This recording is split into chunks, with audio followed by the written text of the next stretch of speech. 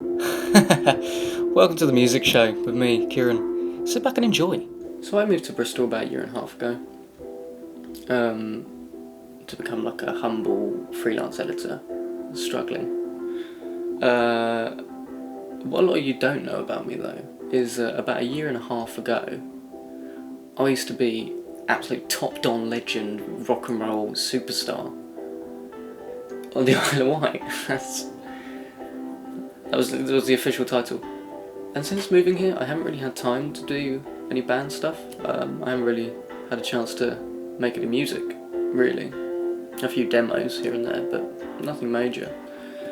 So I wanted to tap in to the Bristol music scene, because there's a great music scene here. And in order to do that, I thought it was probably best to get some research on Bristol bands and the Isle of Wight bands. So I'm going to be talking to a few people over the next few weeks about the music scene in where they are versus the Isle of Wight versus Bristol. It's just an excuse to interview people and talk to people. I'm very lonely. So this week I had a great chance to talk with Jack Barnes, my best mate. I used to be in a band with him.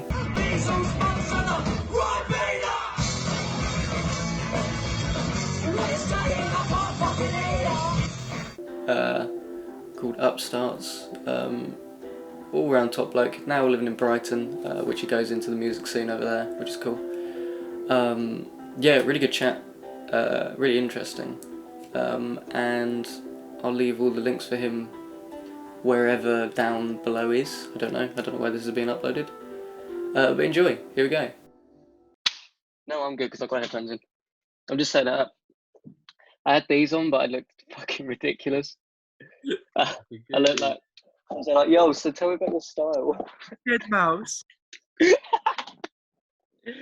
up. So I've always said that the reason that Upstarts didn't work is because we were on the Isle of Wight, and it was very hard to get off of the Isle of Wight.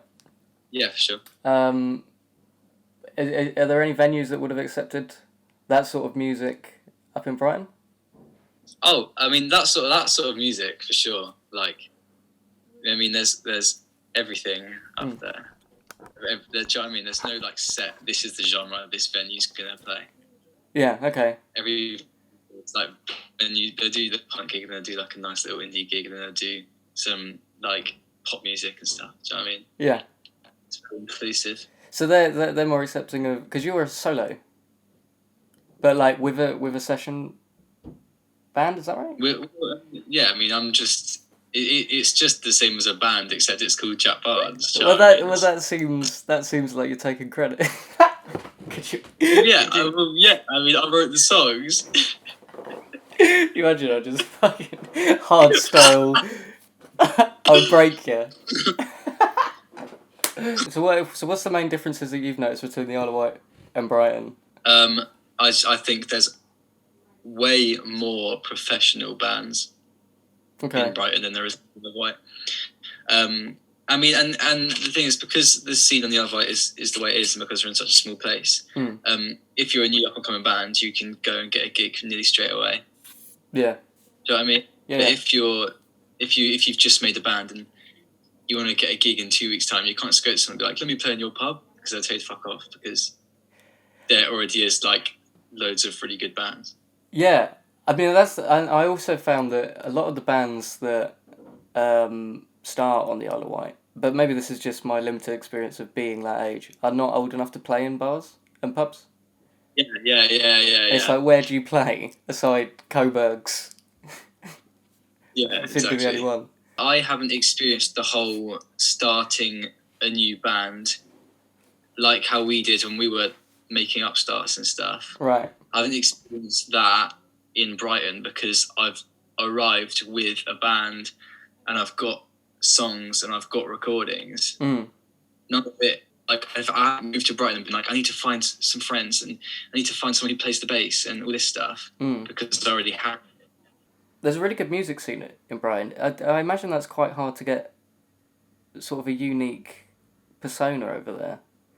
If there's so many different, and I don't want to say it's cliquey, but it's very diverse, and there's different places for different styles. Yeah, sure. I mean, in such a saturated environment, I imagine it is hard to find your niche. But the bands that have are the big bands. Do you know what I mean? Right. Yeah. like, I mean, it's just as simple as if you have something, you can be like every other band, or you can't, and the ones that aren't are the good ones. I think it's quite. I think it's quite interesting because I listened to your song that you sent over, the one that's coming out soon.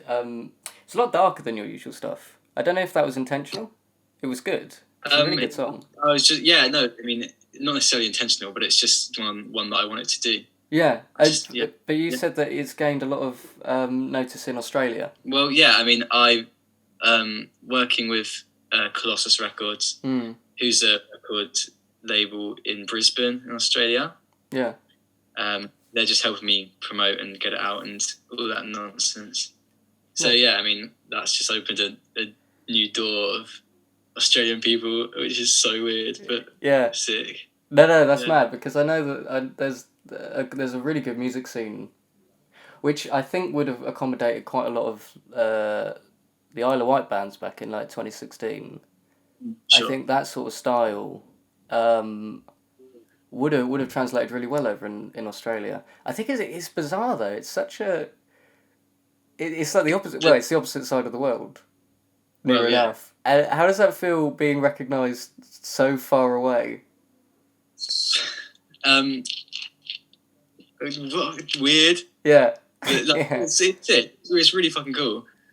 And what I really like about it is how a lot of the music over there is way more just like rough and ready than the music is over here. Yeah. Okay. I mean, it's a lot more like punky sort of things, or just like DIY in your shed sort of stuff, which I really like for me, because even though mine isn't like done in my shed, I'm not that talented. So it's kind of like makes you seem like it's supposed to be this sort of rough DIY thing, when in reality it's just like me being a bit shit. Yeah. Well, do you know what I mean? No, yeah. And I think there's a lot of artists on the Isle of Wight, because near enough all of the music that I've heard in recent years has been from someone's bedroom. Yeah, for sure. Sort of like their homemade setups. Like Goo Lagoon, Fox Road and David and all that. Mostly Fox. Yeah. That was all from a bedroom. And I also think it's quite, and it's great music. You can't really tell. Yeah, the album is amazing. Yeah, you'd barely notice it. And I think that, especially now we're... You didn't know. No, you wouldn't at all. But I think as we're isolated at the moment for several weeks on end, what do you think that's going to do for the music scene? I mean, obviously you can't be recording professionally with your band in a studio at this time. You're going to get loads of like nice, sick home recordings, or everyone's going to have loads of time to be writing songs. So when this is all over, we're going to have like a huge wave of new shit. This is because I've noticed that a lot of scripts that I've read at the moment have been about the coronavirus and a pandemic. Do you think there's going to be a saturation of songs about being alone? I think it's so wet. If you sat there like, oh man, I can't get out of my house. I miss my mom. It's just like I don't know why. I just think it's a bit stupid. Yeah. I don't know. Like it shouldn't be. But maybe it's just me having an opinion. No. I think this is an interesting time to be able to become famous. If everyone's isolated, I think a lot of people have realised that they can actually go out and make a name for themselves. And I wonder if that's gonna change the opinions on studios. If everyone turns around and goes, oh wait, we can do these things that celebrities are doing, and we actually can make music. Or do we need studios? Yeah, I don't know. I don't know which way it's going to go. Yeah, but with that, you can't I mean, I can do it. No. I can just sit there. I could have like the most fancy setup in the world. Yeah. I could have a whole studio in my room, right? And I still wouldn't know how to use it. I wouldn't know how to make a decent sounding song with it. Yeah. Do you know what I mean? And you can learn it in this time, but just because you can't go to studio for a bit and you're recording the song on your phone, doesn't mean that you can then be like, yeah, fuck studios. I'm DIY. I just do it on my phone. Yeah. Do you know what I mean? Because it's still, do you know what I mean? Yeah, I'm with you. Well, thank you for having a chat with me.